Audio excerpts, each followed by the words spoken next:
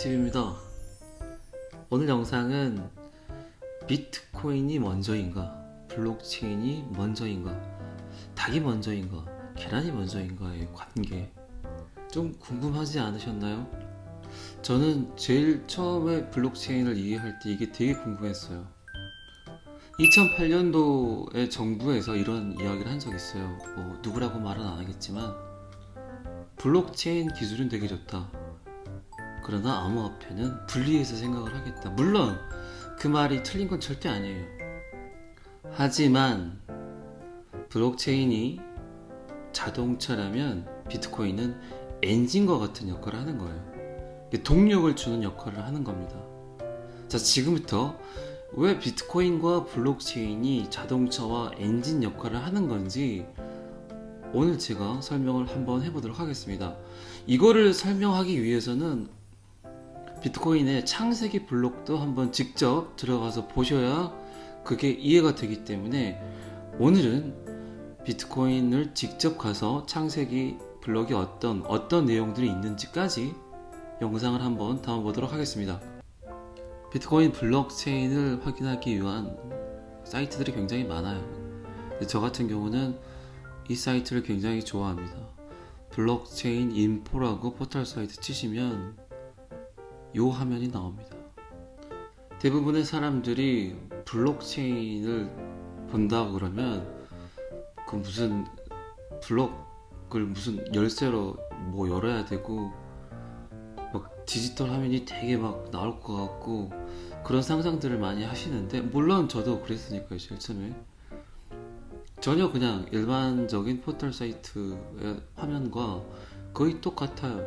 누구나 쉽게 볼 수 있고 또 누구나 이 안의 내용들을 확인할 수 있습니다.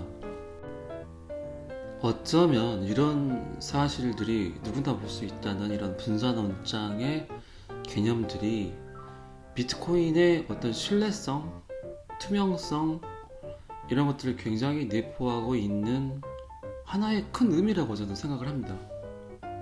똑같아요. 일반적인 포털 사이트하고 이 화면에서 아시겠지만 저기 그 돋보기 화면 보이는데 보시면 블록 넘버를 써서 확인할 수 있는 방법이 있고 그 트랜잭션 했던 그 해시값 이런 것들 다양한 것들을 넣어서 그거를 내가 원하는 그 블록을 확인할 수 있습니다.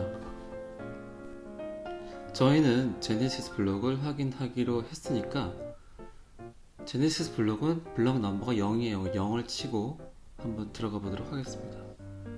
이렇게 들어가면 이게 지금 비트코인의 창세기 블록입니다. 창세기 블록 안에 있는 데이터 내용이에요. 이 안에 어떤 것들이 씌워져 있는가를 제가 한번 설명해 드려 보도록 하겠습니다. 여기서 이걸 전체를 보는 것도 괜찮지만 저는 가장 중요한 게 세 가지 정도라고 생각을 해요.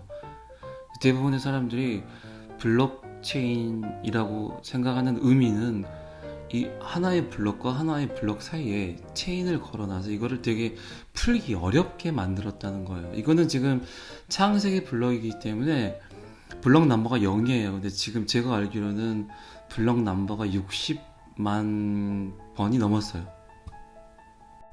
자, 60만 번이 넘은 블록이 형성이 됐고 그 블록 하나에 수많은 거래 내역들이 들어가 있어요. 사토시 나카모토는 이 블록 안에 첫 번째 조건이 뭐였냐, 그 전 블록의 요약본, 그 전 블록의 해시값을 넣게 해놨어요.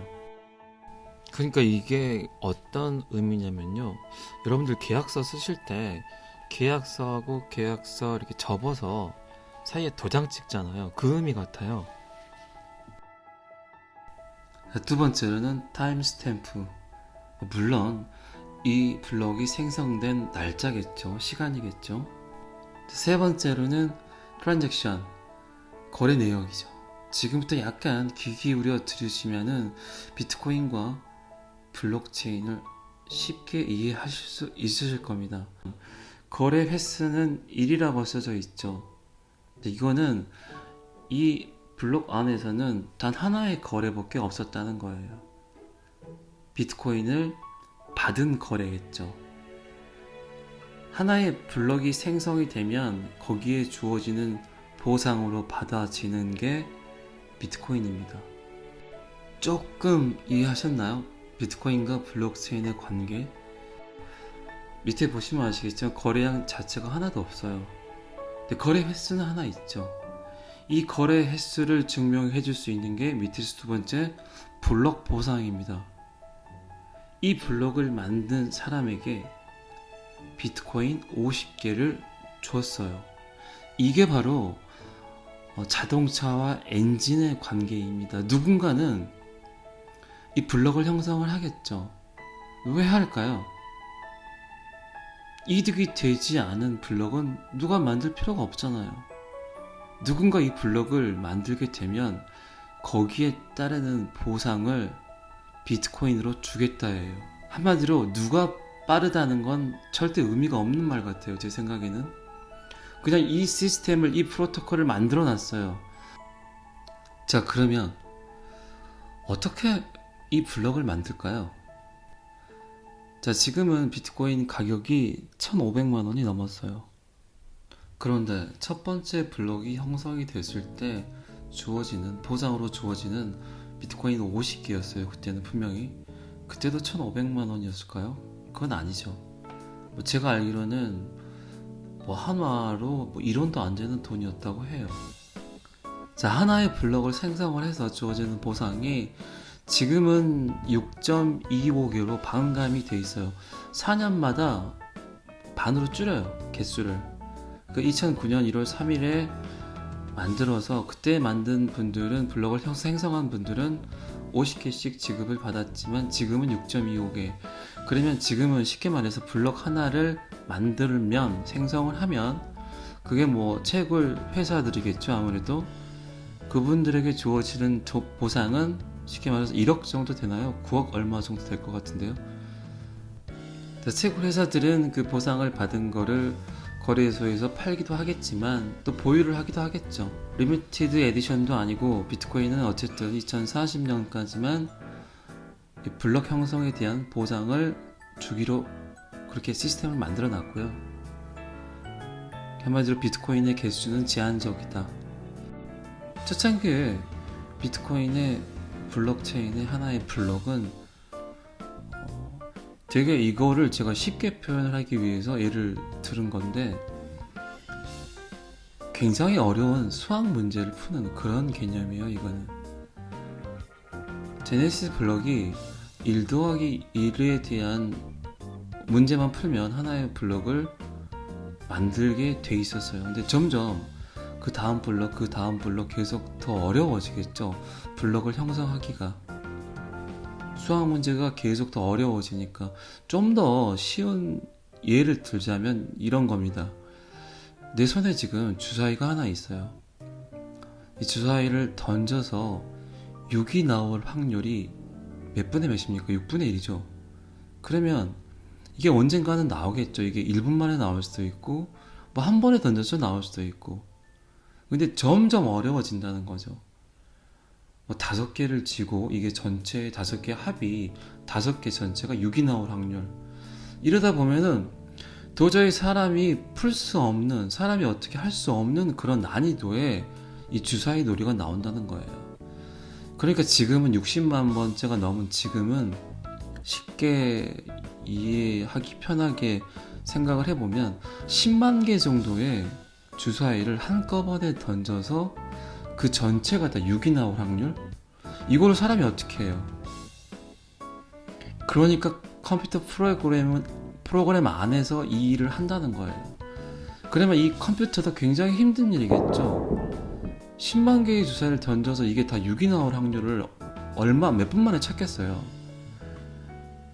잘 아시겠지만 비트코인은 작업 증명 방식을 써요. 정말 이거를 계속해서 이 문제를 빨리 푼 애한테 이 블럭을 형성한 그 자격을 주겠다는 거예요. 그러니까 어마어마한 전기료가 들어가고 또 그래픽카드가 많이 소모된다는 이유가 이겁니다. 근데 분명한 건 이 채굴 회사들이 그 일을 하면서 정당하게 비트코인을 보상으로 받고 있다는 거예요. 자, 이제 마지막으로 창세기 블록을 봤으니까 가장 최근에 형성이 된 블록에 대한 데이터를 한번 봐볼까요? 자, 이게 지금 가장 최근에 만들어진 블록입니다. 제일 위에 보시면 이전 블록의 해시값, 이전 블록 데이터에 대한 요약본이 들어와 있고, 이 해시에 대한 설명은 제가 다음에 한 번 더 해드릴게요. 암호화된 어떤 그런 데이터라는 얘기죠, 한마디로. 자, 그 밑에 보시면 타임스탬프라고 나와 있죠. 지금 시간과 날짜가 나와 있고, 신장은 이 블럭 넘버입니다. 655,115번째. 그 밑에 갱부는 채굴자.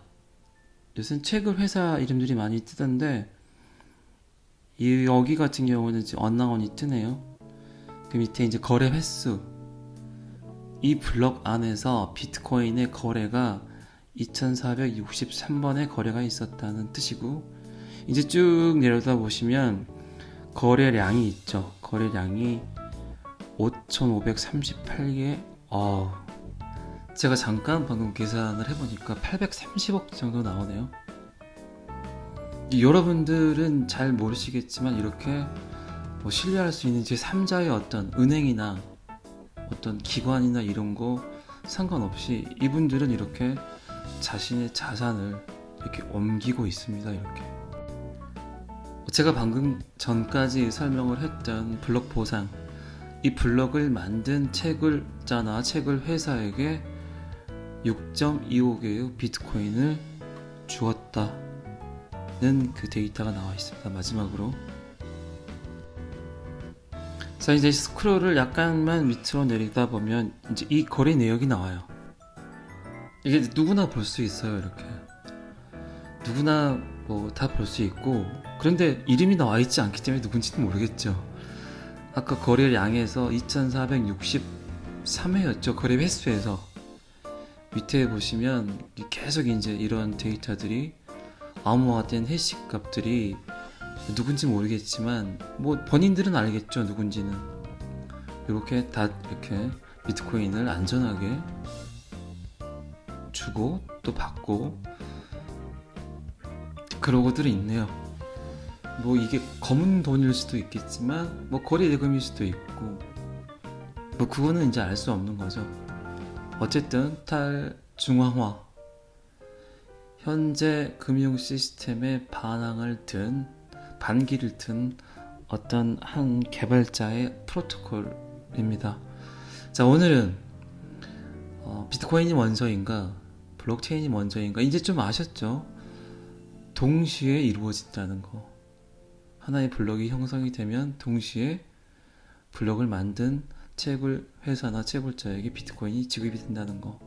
마이닝 채굴하는 과정, 어떤 식의 시스템에서 채굴이 되는가, 여기까지 닭이 먼저인가 계란이 먼저인가에 대한 설명 마쳤습니다. 다음 방송에서는, 다음 영상에서는 왜 비트코인인가, why 비트코인에 대해서 영상 업로드 한번 해보도록 하겠습니다. 항상 공평과 공정을 위한 세상을 추구하는 BTV였습니다. 감사합니다. 구독과 좋아요는 저를 힘나게 합니다.